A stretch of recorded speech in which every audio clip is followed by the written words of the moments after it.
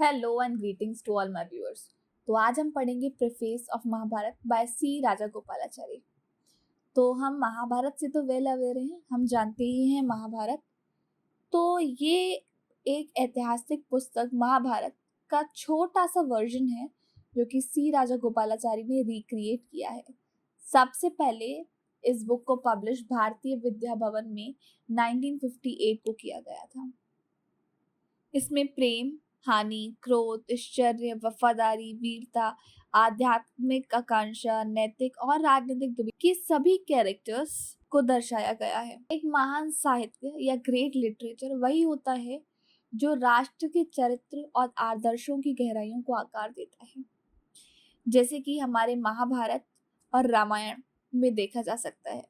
ये महाकाव्य भारतीय समाज की सांस्कृतिक और नैतिक बुनियाद में गहराई से जुड़े हुए हैं।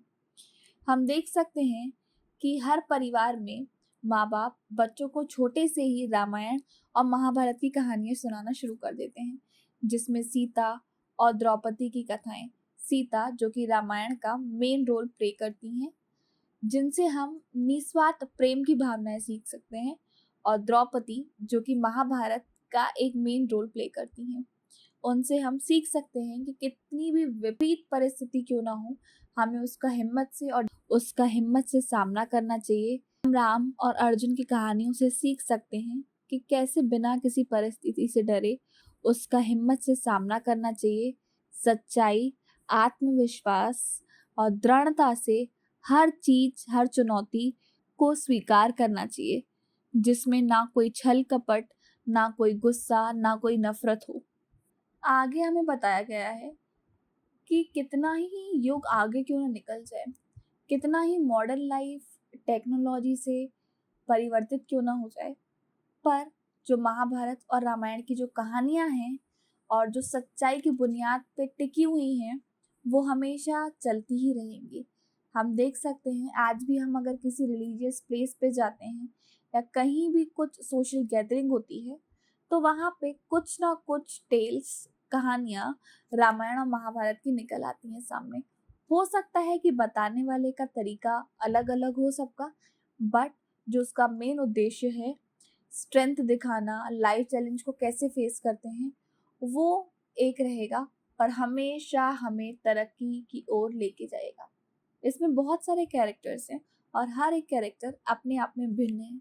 हम हर एक कैरेक्टर से नई वैल्यूज सीख सकते हैं, जैसे कि भीष्म पितामह, जिन्होंने अपने पिता के लिए अपने सुखों को त्याग कर दिया था और आजीवन ब्रह्मचारी बन गए थे। द्रोणाचार्य जो एक बहुत ही रिस्पेक्टफुल टीचर थे। कर्ण जो कि हिम्मत वाले थे बट बहुत ज्यादा प्राउड में थे। और पांडवास जो कि स्ट्रेंथ से भरपूर थे, उसके बावजूद उन्होंने कैसे इतना ज्यादा सफर किया।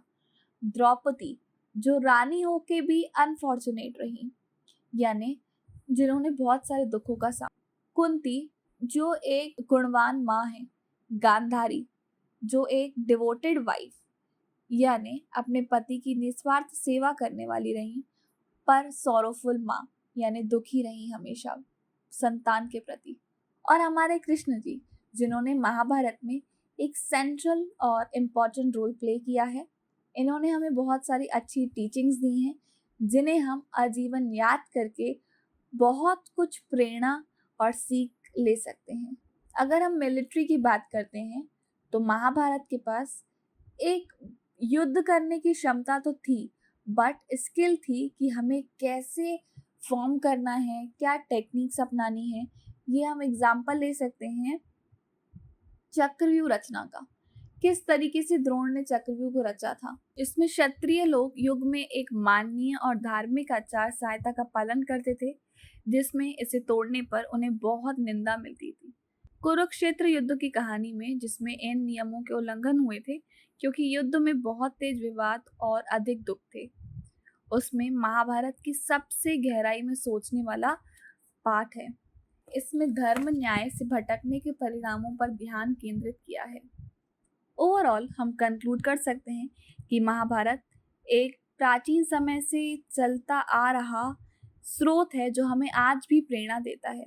इसके कैरेक्टर्स जो हैं, इसकी जो घटनाएं हैं और उपदेश हैं हमें आज भी शिक्षा और मार्गदर्शन देते हैं।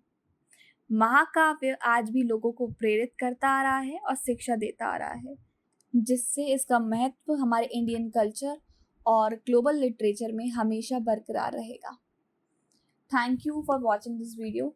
आई होप आपको ये वीडियो समझ आया होगा।